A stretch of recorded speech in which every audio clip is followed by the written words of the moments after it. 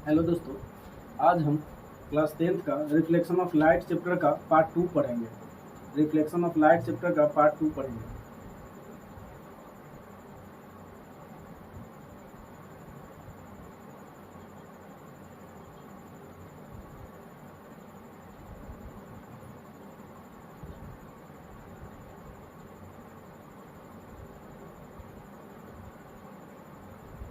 ठीक है, तो स्टार्ट करते हैं।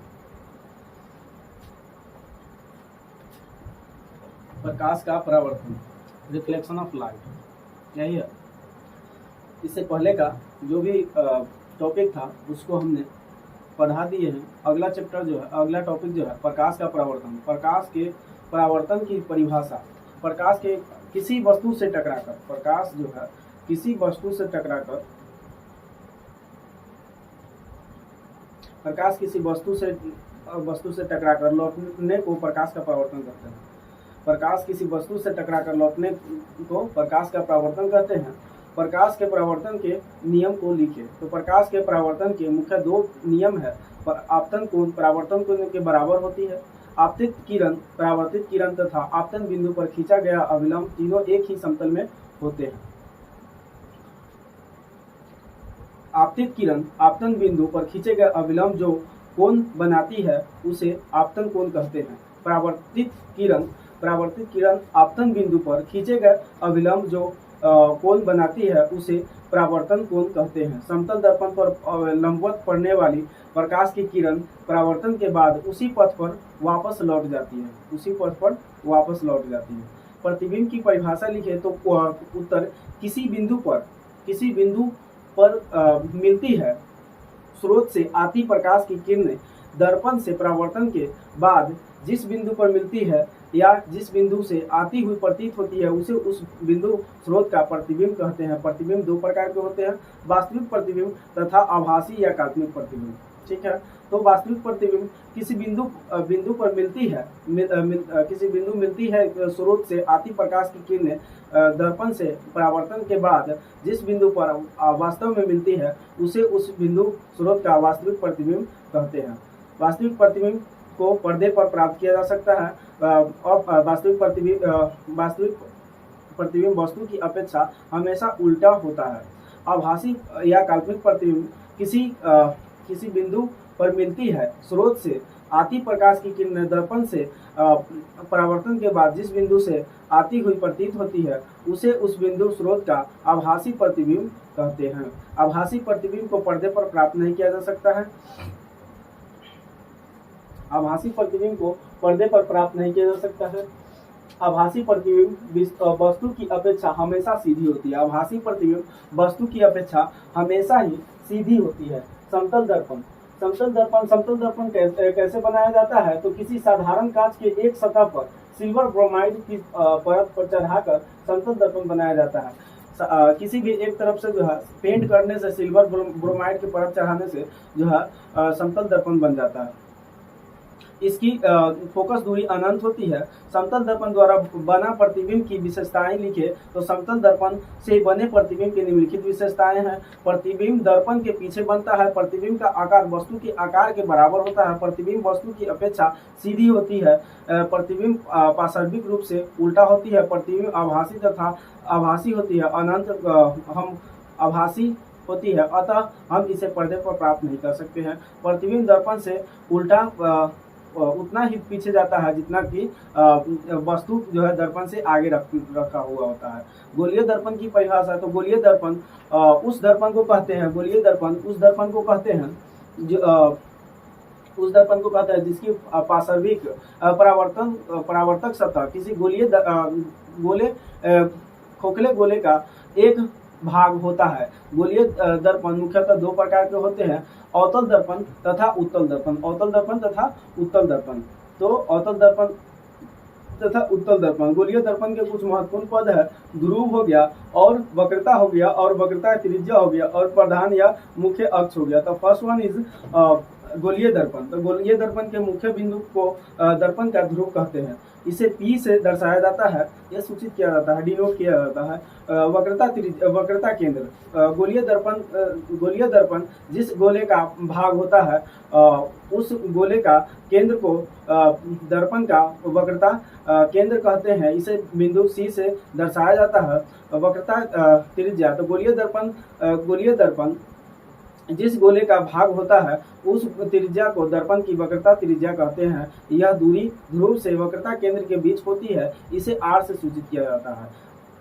प्रधान या मुख्य अक्ष, तो दर्पण के ध्रुव से वक्रता केंद्र की ओर जाने वाले रेखा को दर्पण का प्रधान या मुख्य अक्ष कहते हैं। फोकस दूरी, गोलीय दर्पण के फोकस दूरी F से दर्पण के ध्रुव P दूरी को दर्पण की फोकस दूरी कहते हैं। इसे F से सूचित किया जाता है। गोलीय दर्पण की फोकस दूरी F और वक्रता त्रिज्या R में क्या संबंध है? तो गोलीय दर्पण की फोकस दूरी F इसकी वक्रता त्रिज्या R की आधी होती है, अर्थात F बराबर R/2। फोकस दूरी बराबर वक्रता त्रिज्या बटा में 2, इसका आधा होता है। अवतल दर्पण की परिभाषा, तो अवतल दर्पण किसी गोलीय दर्पण की बाहरी सतह को पेंट किया जाता है, उसे क्या बोलते हैं? अवतल दर्पण। अवतल दर्पण की विशेषताएं लिखे, तो यह किरणों को अभिसारित करती है, मतलब यह विचलित कर देती है। इसे अभिसारी दर्पण भी कहते हैं। इसकी फोकस दूरी ऋणात्मक होती है। यह वस्तु का वास्तविक एवं काल्पनिक दोनों प्रतिबिंब बना सकता है। अवतल दर्पण में वस्तु का प्रतिबिंब छोटा समान आकार का और बड़ा भी बनाता है। और जो है अवतल दर्पण के उपयोग को लिखे, तो अवतल दर्पण का मुख्यतः निम्नलिखित दर्पण का उपयोग निम्नलिखित स्थानों पर होता है। गाड़ियों के हेडलाइट में, डॉक्टरों द्वारा रोगियों के आंख, कान, नाक, मुंह की जांच करने में, दाढ़ी या हजामत बनाने में, सौर भट्टियों एवं टॉर्च में किया जाता है। अवतल दर्पण के लिए किरण आरेख की बनावट, यदि कोई किरण अवतल दर्पण के मुख्य अक्ष के समांतर दर्पण पर आपतित होती है तो परावर्तन के बाद फोकस से होकर जाएगी। यदि कोई किरण अवतल दर्पण की फोकस की दिशा में आपतित होती है तो परावर्तन के बाद मुख्य अक्ष के समांतर हो जाएगी। यदि कोई किरण अवतल दर्पण की वक्रता केंद्र की दिशा में आपतित होती है तो परावर्तन के बाद वह वापस जो है पुनः वक्रता केंद्र की दिशा में ही जाएगी। यदि कोई किरण अवतल दर्पण के ध्रुव की दिशा में आपतित होती है तो वह जितने कोण के साथ आपतित होगी उतना ही कोण के साथ लौट जाएगी, वापस हो जाए। अवतल दर्पण के सामने विभिन्न बिंदुओं पर रखी वस्तु के प्रतिबिंब, अवतल दर्पण वस्तु का वास्तविक एवं आभासी दोनों प्रकार के प्रतिबिंब बनाता है। यह 5 स्थितियों में वास्तविक एवं एक स्थिति में ही जो है काल्पनिक प्रतिबिंब बनाती है। तो ज्यादातर जो है अवतल दर्पण वास्तविक प्रतिबिंब ही बनाती है। याद रखें जब वस्तु को अवतल दर्पण के ध्रुव P और फोकस दूरी F के बीच रखा जाता है तभी यह जो है काल्पनिक प्रतिबिंब बनाता है, बाकी स्थिति में वास्तविक ही बनाता है। यदि वस्तु को वक्रता केंद्र यानी C से पहले रखा जाए तो वस्तु का प्रतिबिंब बड़ा आकार का बनेगा। यदि वस्तु को C के बाद यानी अनंत की ओर रखा जाएगा तो वस्तु का प्रतिबिंब वस्तु से छोटा बनेगा। यदि वस्तु को C पर रखा जाए तो प्रतिबिंब C पर ही समान आकार का बनेगा। उत्तल दर्पण की परिभाषा, तो उत्तल दर्पण गोलीय दर्पण की भीतरी सतह को, उत्तल दर्पण जो है गोलीय दर्पण के भीतरी सतह को पेंट करने से क्या होता है, उत्तल दर्पण का निर्माण हो जाता है और इसे अपसारी दर्पण भी कहते हैं। उसे अवतल दर्पण को अभिसारी और उत्तल दर्पण को अपसारी दर्पण भी कहते हैं। उत्तल दर्पण की विशेषताएं को लिखे, तो उत्तल दर्पण की निम्नलिखित विशेषताएं हैं। इसकी फोकस दूरी धनात्मक, यह किसी वस्तु का प्रतिबिंब छोटा बनाता है। यह जो है वस्तु का केवल आभासी प्रतिबिंब बनाता है। यह हमेशा वस्तु का सीधा प्रतिबिंब बनाता है। ये बात है। उत्तल दर्पण के उपयोग को लिखे, तो किसी भी छोटे स्थान में ज्यादा जगह को देखने के लिए हम उत्तल दर्पण का उपयोग कर सकते हैं। जैसे गाड़ियों के साइड मिरर में इसका उपयोग होता है। उत्तल दर्पण का उपयोग स्ट्रीट लाइट में भी होता है। उत्तल दर्पण में कैसे प्रतिबिंब बनता है, तो यह जो है सदैव किसी वस्तु का काल्पनिक सीधा एवं छोटा प्रतिबिंब बनाता है। नई चिन्ह परिपाटी के अनुसार ध्रुव के सामने और नीचे की दूरी ऋणात्मक, जबकि ध्रुव के पीछे और ऊपर की दूरी धनात्मक होती है। आवर्धन की परिभाषा, तो आवर्धन प्रतिबिंब की ऊंचाई और वस्तु की ऊंचाई के अनुपात को आवर्धन कहते हैं। आवर्धन को m से सूचित किया जाता है, और जो है यदि वस्तु की ऊंचाई h1 है और प्रतिबिंब की ऊंचाई h2 है, तो आवर्धन बराबर क्या होता है, m बराबर h1/h2, यानी कि प्रतिबिंब की ऊंचाई बनाम वस्तु की ऊंचाई। ठीक है। आवर्धन का धनात्मक मान आवर्धन का धनात्मक मान दर्शाता है कि प्रतिबिंब काल्पनिक और सीधा बनता है। प्रतिबिंब काल्पनिक और सीधा बनता है। आवर्धन का ऋणात्मक मान दर्शाता है कि प्रतिबिंब वास्तविक और उल्टा बनता है। गोलीय दर्पण में f फोकस दूरी u, वस्तु की दूरी भी प्रतिबिंब की दूरी, दर्पण सूत्र हो गया 1/v + 1/u = 1/f। यह न्यूमेरिकल हो गया। इसको जो है अभी सोल्व करना पॉसिबल नहीं है, तो उसको नेक्स्ट वीडियो में जो है सोल्व कर देंगे। एमसीक्यू ऑब्जेक्टिव टाइप क्वेश्चन देखते हैं, है ना। तो ये जो है ऐसे पदार्थ जिससे होकर प्रकाश आसानी से पार कर जाता है, तो उसे पारदर्शी बोलते हैं। पारदर्शी बोलते हैं। किसी दर्पण के द्वारा किसी वस्तु का वास्तविक प्रतिबिंब मिल सकता है, तो उत्तर हो गया इसका केवल अवतल दर्पण द्वारा। किसी दर्पण द्वारा किसी वस्तु का आभासी प्रतिबिंब प्राप्त किया जा सकता है, तो ये आभासी प्रतिबिंब तो तीनों में प्राप्त किया जा सकता है, तीनों दर्पण में, है ना। वस्तु से छोटा और आभासी प्रतिबिंब किस दर्पण से मिल सकता है, तो यह जो है उत्तल दर्पण से, बता चुके हैं। तभी तो गाड़ी के साइड मिरर में उपयोग किया जाता है। वस्तु के बराबर और आभासी प्रतिबिंब किस दर्पण द्वारा मिल सकता है, तो समतल दर्पण द्वारा। अवतल दर्पण को अभिसारी एवं उत्तल दर्पण को अपसारी दर्पण कहा जाता है। ठीक है। और यह जो है कहाँ पर स्थित वस्तु से प्रतिबिंब अवतल दर्पण की फोकस दूरी पर बनेगा, तो उत्तर हो गया अनंत पर बनेगा, है ना। अवतल दर्पण की फोकस दूरी उसकी वक्रता त्रिज्या ही होती है, आधी होती है, तो ये जो हो गया आधी होती है। तो एक अवतल दर्पण में वस्तु की स्थिति, फोकस और ध्रुव के बीच हो तो प्राप्त प्रतिबिंब होगा तो आभासी और बड़ा होगा। मोटर गाड़ियों के चालक के सामने लगा रहता है तो उत्तल दर्पण लगा होता है ना। उत्तल दर्पण द्वारा बना प्रतिबिंब होता है तो काल्पनिक और सीधा होता है। उत्तल दर्पण द्वारा बना प्रतिबिंब होता है तो हमेशा सीधा होगा। आवर्धन का ऐसा ही मात्रक जो होता है, आवर्धन का कोई ऐसा ही मात्रक नहीं होता है। अवतल दर्पण को अभिसारी, उत्तल दर्पण को अपसारी कहा जाता है। ठीक है। कुछ महत्वपूर्ण प्रश्न है। तो गोलीय दर्पण क्या है? गोलीय दर्पण क्या है? एक गोलीय दर्पण की वक्रता त्रिज्या 20 सेंटीमीटर है, तो इसकी फोकस दूरी क्या होगी? एक गोलीय दर्पण की वक्रता त्रिज्या अगर 20 सेंटीमीटर है, तो इसकी फोकस दूरी क्या होगी? तो ऐसे दर्पण जिसकी परावर्तक सतह गोलीय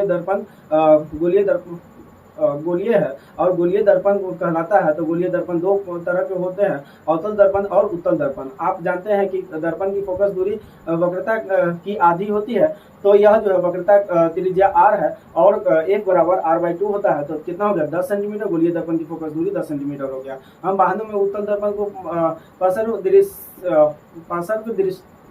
पार्श्व दृश्य दर्पण के रूप में वरीयता देते हैं, और उत्तल दर्पण को मतलब पीछे से देखने में वरीयता देखते हैं, पीछे की वस्तुओं को देखने में वरीयता देते हैं। तो उत्तल दर्पण में इसलिए वरीयता देते हैं क्योंकि जो है यह वस्तु का प्रतिबिंब जो है सीधा बनाता है और छोटा बनाता है, और बहुत ज्यादा दूरी तक जो है इसको देखा जा सकता है। वाहनों पर में उत्तल दर्पण की वरीयता इसलिए देते हैं क्योंकि प्रतिबिंब सीधा बनाता है। इसकी दृष्टि क्षेत्र जो है काफी बड़ा होता है, क्योंकि यह दर्पण वाहन की ओर वक्रित होता है। चालक अपने पीछे के बड़े क्षेत्र का अवलोकन कर पाता है। पीछे से आने वाले छोटे एवं बड़े वाहनों को वह दर्पण में आसानी से देख सकता है। इसीलिए हम वाहनों में उत्तल दर्पण का प्रयोग करते हैं। गोलीय दर्पण की दर्पणों द्वारा परावर्तन के लिए नई कार्तीय चिन्ह परिपाटी दर्शाए। तो गोलीय दर्पण द्वारा जो है परावर्तन की नई कार्तीय चिन्ह परिपाटी। तो बीम हमेशा दर्पण के बाईं ओर रखा जाता है। मुख्य अक्ष के समांतर दूरियों द्वारा दर्पण के ध्रुव से मापी जाती है। मूल बिंदु के दाईं ओर की दूरियां धनात्मक, जबकि मूल बिंदु के बाईं ओर की दूरियां जो है ऋणात्मक होती है। मुख्य अक्ष के लंबवत तथा ऊपर की ओर मापी जाने वाली सभी दूरियां धनात्मक और नीचे की लंबवत दूरी धनात्मक मानी जाती है ना। उत्तल दर्पण और अवतल दर्पण में अंतर स्पष्ट करें तो यह जो है उत्तल दर्पण का परावर्तक सतह बाहर की ओर मतलब ये जो है वक्रित होती है, मतलब उभरा हुआ होता है, तथा जो है उत्तल दर्पण का दृष्टि क्षेत्र काफी बड़ा होता है। उत्तल दर्पण में काफी वस्तु का हमेशा आभासी प्रतिबिंब बनता है। उत्तल दर्पण जो है किरणों को अपसारित करती है और यह जो है दर्पण दर्पण वाहनों के साइड मिरर का के रूप में जो है प्रयोग किया जाता है।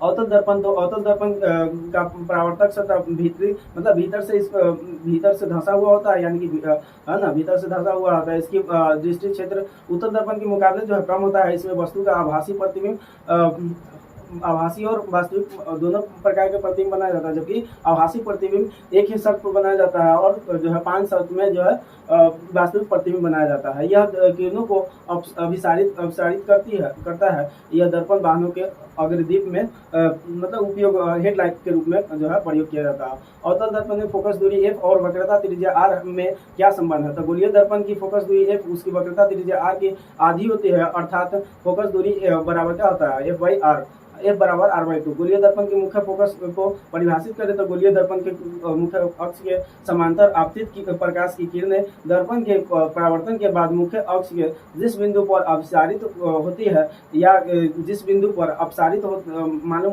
पड़ती है तो उस बिंदु को दर्पण का फोकस दूरी कहते हैं। इसे f से निरूपित करते हैं। यानी कि सूचित करते हैं। उत्तल दर्पण और अवतल दर्पण के 3 उपयोगों को लिखे तो बहुत सारा उपयोग बता चुके हैं, इसको छोड़ते हैं। अवतल दर्पण का उपयोग हजामती दर्पण के रूप में क्यों किया जाता है? क्योंकि यह जो है अवतल दर्पण में एक बीम को फोकस और दर्पण के ध्रुव के बीच रखा जाता है तो उसका आभासी सीधा और बिंब से बड़ा प्रतिबिंब बनता है। यह प्रतिबिंब के पीछे बनता है। यह चेहरे के दर्पण के फोकस और दर्पण के ध्रुव के बीच रखा जाता है तो चेहरा बड़ा और सीधा दिखाई देता है। इस दर्पण को हजामती दर्पण के रूप में व्यवहार किया जाता है ताकि चेहरा पर छोटा छोटा बाल भी दिखाई पड़ सके, है ना। हो गया। उसके बाद दिखाई पड़ सके।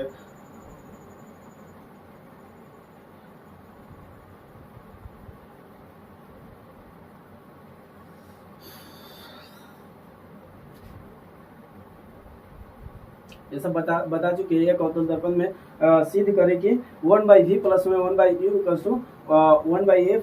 इसको जो है पीडीएफ के रूप में जो है अपलोड करने का प्रयास करेंगे। देखते हैं।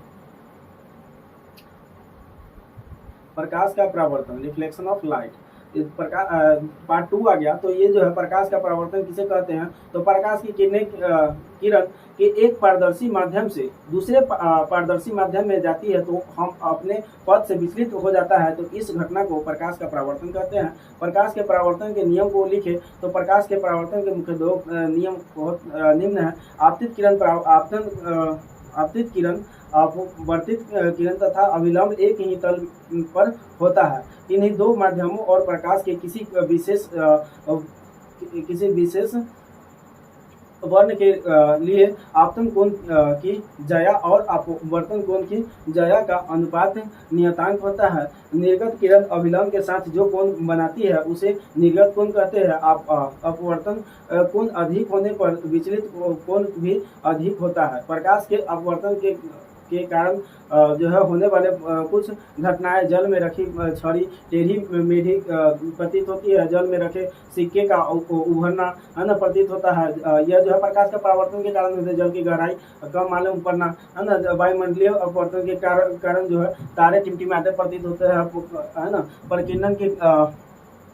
प्रकीर्णन के कारण प्रकाश का रंग नीला होता है। प्रकाश के परावर्तन के दूसरे नियम को स्नेल का भी नियम कहते हैं। विभिन्न माध्यमों में प्रकाश की चाल भिन्न होती है। जिस माध्यम में प्रकाश की गति ज़्यादा होती है वह विरल माध्यम में होता है। जिस माध्यम में प्रकाश की गति कम होती है वह जो है सघन माध्यम में होता है, यानी कि जहाँ ज़्यादा घनत्व होता है। प्रकाश की किरण विरल से सघन माध्यम की ओर चलती है तो अपवर्तन के बाद अभिलंब की ओर मुड़ जाती है। जब प्रकाश की किरण सघन माध्यम से विरल माध्यम में जाती जाती है तो जो है अपवर्तन के बाद अविलंब से दूर मुड़ जाती है। जब कोई प्रकाश की किरण दो माध्यमों को अलग करने वाली सतह पर लंबवत पड़ती है तो वह जो है बिना मुड़े सीधी निकल जाती है। प्रकाश के निर्वात या मुक्त स्थान में सबसे तीव्र गति लगभग 3 लाख किलोमीटर पर सेकेंड होती है। जल में प्रकाश की गति 2,25,000 किलोमीटर पर सेकेंड होता है ना। कांच में प्रकाश की चाल 2 लाख किलोमीटर पर सेकेंड होता है। वायु में की अपेक्षा पानी में प्रकाश सघन माध्यम पानी में प्रकाश जो है सघन माध्यम है। पानी की अपेक्षा वायु प्रकाश विरल माध्यम है। अपवर्तनांक किसे कहते हैं? शून्य में प्रकाश की चाल सी और माध्यम में प्रकाश की चाल भी के अनुपात को अपवर्तनांक कहते हैं। किसी माध्यम का अपवर्तनांक बराबर क्या होता है? शून्य में प्रकाश की चाल और उस माध्यम में प्रकाश की चाल, तो C/V हो गया। n बराबर C/V। प्रिज्म किसे कहते हैं? तो किसी भी कोण पर झुके दो समतल पृष्ठों के बीच घिसे किसी पारदर्शक माध्यम को प्रिज्म कहते हैं। किसी भी पारदर्शक माध्यम को क्या कहते हैं? प्रिज्म कहते हैं। प्रकाश का आवागमन प्रिज्म के जिन दो फलकों से होता है उन्हें अपवर्तनांक पृष्ठ कहते हैं। प्रिज्म अपवर्तनांक पृष्ठ कहते हैं। प्रिज्म त्रिभुजाकार एवं 5 सतहों से घिरा होता है। प्रिज्म का अपवर्तनांक कोण अधिक होने पर विचलित भी अधिक होती है ना। प्रकाश का वर्ण विक्षेपण प्राप्त करने के लिए प्रिज्म का उपयोग किया जाता है ना। प्रिज्म श्वेत प्रकाश को 7 रंगों में विभक्त करता है। लेंस किसे कहते हैं? तो लेंस किसे कहते हैं ना। तो लेंस जो है लेंस बना देते हैं। लेंस पारदर्शक पदार्थ का है टुकड़ा है जो दो निश्चित जो ज्यामितीय सतहों से घिरा रहता है। लेंस दो प्रकार के होते हैं, उत्तल लेंस और अवतल लेंस, है ना। प्रत्येक लेंस तीन प्रकार के होते हैं। प्रत्येक एक लेंस जो है तीन प्रकार के है ना। तो ये जो हो गया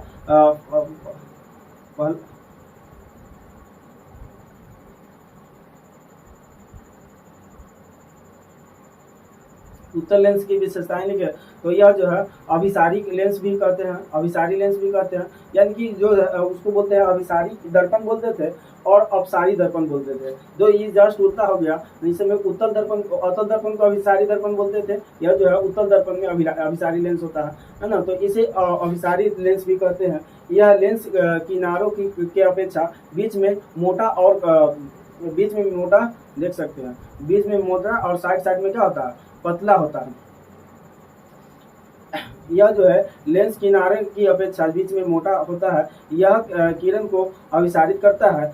इसकी फोकस दूरी और क्षमता धनात्मक होती है। यह वास्तविक एवं काल्पनिक दोनों प्रतिबिंब बनाता है। सरल सूक्ष्मदर्शी यंत्र और फोटोग्राफी कैमरे में उत्तल लेंस का प्रयोग होता है। वो अवतल लेंस की विशेषताएं लिखे तो इसे अपसारी लेंस भी कहते हैं। यह लेंस के किनारे की अपेक्षा बीच में क्या होता है? पतला होता है ना। यह जो है किरणों को अपसारित करती है। इसकी फोकस दूरी और क्षमता धनात्मक होती है। यह जो है वस्तु के केवल जो है काल्पनिक प्रतिबिंब बनाता है। कुछ महत्वपूर्ण प्रश्न दिए गए हैं तो इसको भी देख लेते हैं, है ना। वक्रता केंद्र लेंस के प्रत्येक पृष्ठ गोले के भाग होते हैं। गोले के केंद्र को वक्रता केंद्र कहते हैं। मुख्य पक्ष किसे कहते हैं? तो वक्रता केंद्र और प्रकाशीय केंद्र से गुजरने वाली सीधी रेखा को मुख्य अक्ष और प्रधान अक्ष कहते हैं। प्रकाशीय केंद्र का किसे कहते हैं? तो यह लेंस का केंद्रीय बिंदु होता है। इससे गुजरने वाली प्रकाश की किरणों को अपवर्तन होता है। उत्तल लेंस का फोकस बिंदु किसे कहते हैं? तो जब प्रकाश की समांतर किरणें उत्तल लेंस पर पड़ती है तब वे जो है मुख्य अक्ष के एक बिंदु पर इकट्ठी हो जाती है। इसे बिंदु का फोकस बिंदु कहते हैं। अवतल लेंस का फोकस बिंदु किसे कहते हैं? तो यह जब प्रकाश की समांतर किरणें अवतल लेंस पर पड़ती है तो अपवर्तन के पश्चात जो है मुख्य अक्ष के एक बिंदु निकलती है या निकलती हुई प्रतीत होती है, तो इस बिंदु को अवतल लेंस का फोकस बिंदु कहते हैं। उत्तल लेंस के किसी वस्तु का वास्तविक एवं काल्पनिक दोनों प्रकार के प्रतिबिंब बनता है। अवतल लेंस से बने प्रतिबिंब जो है देख सकते हैं, है ना। अवतल लेंस से लेंस किसी वस्तु का केवल आभासी प्रतिबिंब बनाता है, और उसमें जो है अवतल दर्पण में केवल और केवल वास्तविक प्रतिबिंब बनाता था। एक ही शर्त में जो है वह जो है आभासी प्रतिबिंब बनाता था। इसमें जो है हमेशा ही आभासी अवतल लेंस में जो हमेशा ही आभासी प्रतिबिंब बनाएगा। सेम उल्टा कर दिया है ना। किसी विशेष रूप से याद रखें कि मुख्य के समांतर जाने वाले प्रकाश की किरण अपवर्तन के पश्चात मुख्य अक्ष फोकस से गुजरेगी। मुख्य फोकस से गुजरने वाले प्रकाश किरणें अपवर्तन के पश्चात मुख्य के समांतर होगी। लेंस के केंद्र बिंदु से जाने वाले प्रकाश की किरण बिना अपवर्तन के सीधे चले जाती है। लेंस का फॉर्मूला हो गया 1/v plus 1/v minus 1/u equals to 1/f। अवर्धन किसे कहते हैं? तो प्रतिबिंब की ऊंचाई h और वस्तु की ऊंचाई h के अनुपात को m कहा जाता है, यानी कि m बराबर प्रतिबिंब की ऊंचाई बताम वस्तु की ऊंचाई, यानी कि h/h1 चाहे h2 मान सकते हैं। लेंस की क्षमता से आप क्या समझते हैं? तो किसी लेंस द्वारा प्रकाश की किरणें को इकट्ठा करने या फिर फैलाने की मात्रा को उसकी क्षमता के रूप में व्यक्त करते हैं। पार्श्विक विस्थापन से आप क्या समझते हैं? तो यह जो कांच की सिल्ली से प्रकाश की अपवर्तन में आपतित किरण और निर्गत किरण के बीच की लंबवत दूरी को पार्श्विक विस्थापन कहते हैं। महत्वपूर्ण कुछ प्रश्न दिए गए हैं। लेंस की शक्ति का एसआई मात्रक क्या होता है? तो इसका लेंस का एसआई मात्रक क्या होता है? डायोप्टर होता है। 1 मीटर फोकस दूरी वाले लेंस की शक्ति हमेशा 1 डायोप्टर होती है ना। उत्तल लेंस की फोकस दूरी धनात्मक होती है, इसकी क्षमता जो है ऋणात्मक होती है। अवतल लेंस की फोकस दूरी ऋणात्मक एवं क्षमता इसकी ऋणात्मक, क्षमता भी इसमें क्या होता है? ऋणात्मक ही होता है। यदि फोकस दूरी सेंटीमीटर में हो तो लेंस की क्षमता डायोप्टर में निकालने के लिए फोकस दूरी को मीटर में बदलना चाहिए, है ना। महत्वपूर्ण एमसीक्यू क्वेश्चन है। एक उत्तल लेंस की फोकस दूरी 25 सेंटीमीटर हो तो इसकी क्षमता होगी, तो यह जो है इसकी क्षमता प्लस 4 डायोप्टर, मतलब इसका जो है 4 डायोप्टर प्लस में 4 डायोप्टर है। P बराबर 100 सेंटीमीटर बाई F, यानी कि F तो दे दिया गया 25, तो कितना हो गया? 4 डायोप्टर हो गया, 4 डायोप्टर। एक अवतल लेंस की शक्ति -2D है, इसकी फोकस दूरी क्या होगी? तो इसकी फोकस दूरी होगी 50 सेंटीमीटर। इसका जो होता है अवतल लेंस की फोकस दूरी होती है। तो यह जो है F बराबर क्या होता है? जो है दूरी होती है, तो F बराबर क्या हो गया? 100 P, तो P इसमें दे दिया गया है 2 तो क्या हो गया? 50 सेंटीमीटर हो गया। एक डायोप्टर चश्मे के लेंस की शक्ति प्लस 1.5D है लिखता है, तो उस लेंस की फोकस दूरी क्या होगी? और लेंस अपसारी या अभिसारी होगी। तो F बराबर क्या होगा? 0.67 मीटर या 6 सेंटीमीटर में बदलेंगे तो 6-7 सेंटीमीटर हो गया। धनात्मक है इसीलिए लेंस अभिसारी होगी। लेंस क्या हो गया? अभिसारी होगी। हाँ। यदि आपतन कोण 0 डिग्री है तो अपवर्तन कोण डॉट होगा, इसका 0 होगा। आपतन कोण जो है 0 होगा, तब परावर्तन कोण भी क्या होगा? 0 होगा। और कौन सा लेंस समांतर प्रकाश पुंज को अपने फोकस पर अभिसारित करती है? तो उत्तल लेंस। कौन सा लेंस समांतर प्रकाश पुंज को अभिसारित करती है? तो यह जो है अवतल। किसी लेंस की फोकस दूरी के व्युत्क्रम को उसकी डॉट कहते हैं, तो क्षमता कहते हैं, उसकी क्षमता कहते हैं। -5D क्षमता वाले लेंस की फोकस दूरी होगी 20 सेंटीमीटर। 20 सेंटीमीटर फोकस दूरी वाले अवतल लेंस की क्षमता होगी P बराबर -5D। 2 सेंटीमीटर फोकसांतर वाले लेंस की क्षमता होगी तो प्लस में 0.5 डी डायोप्टर। किस लेंस को अपसारी लेंस कहते हैं तो यह जो है अवतल लेंस को कहते हैं। किस लेंस के सूत्र क्या होगा तो 1/v minus 1/u equals to 1/f। Snail के नियम को क्या कहते हैं तो साइन आई बटा में साइन आर, है ना। किस लेंस को अभिसारी लेंस कहते हैं तो उत्तल लेंस को। उत्तल लेंस के सामने वस्तु कहाँ रखने पर प्रतिबिंब वस्तु के बराबर आकार का बनेगा तो वक्रता केंद्र पर रखने पर। 25 सेंटीमीटर फोकसांतर वाले अवतल लेंस की क्षमता कितनी होगी तो -4 डायोप्टर, है ना। यह जो है अवतल लेंस वो उत्तल लेंस था तभी +4 डायोप्टर था, है ना। जल की अपवर्तनांक कितनी होती है तो जल की अपवर्तनांक जो होती है जल की अपवर्तनांक 1.33 होता है। कौन सा लेंस की वास्तविक और आभासी दोनों प्रकार का प्रतिबिंब बनता है तो उत्तल लेंस का। एक लेंस की क्षमता जो है +5 डी है और वह जो है किस प्रकार का लेंस है तो उत्तल लेंस है। किसी उत्तल लेंस द्वारा वस्तु का आभासी एवं आवर्धित प्रतिबिंब बनने हेतु वस्तु की स्थिति कहाँ होनी चाहिए तो जो है प्रकाशीय फोकस के बीच होना चाहिए। लेंस की क्षमता का एसआई मात्रक तो डायोप्टर होता है, बता चुके हैं। 10 मीटर फोकसांतर वाले किसी अवतल लेंस की क्षमता ज्ञात करें तो यह जो है 0.1 डी होता है, बता चुके हैं। प्रकाश के अपवर्तन के कितने नियम है तो 2 होता है ना। महत्वपूर्ण प्रश्न है, पानी में रखा सिक्का उठा हुआ दिखता है क्यों। पानी के अंदर रखा हुआ सिक्का कुछ ऊपर उठा मालूम पड़ता है। यह घटना प्रकाश के अपवर्तन के कारण होता है, यानी कि बाहर का माध्यम विरल है और अंदर का माध्यम जो है सघन है। इसके कारण जो है दोनों में प्रकाश की चाल भिन्न होती है, सिक्का उभरा प्रतीत होता है। उत्तल लेंस को अभिसारी लेंस क्यों कहा जाता है तो उत्तल लेंस को अभिसारी लेंस क्यों कहा जाता है क्योंकि उत्तल लेंस की किरणों को अभिसारी लेंस कहते हैं। उत्तल लेंस के किन्हीं 2 उपयोगों को बताइए तो उत्तल लेंस के मुख्य 2 उपयोग है। दूरदृष्टि दोष वाले नेत्र के चश्मे में इसका उपयोग किया जाता है। इसका जो है उपयोग सरल सूक्ष्मदर्शी यंत्र में किया जाता है।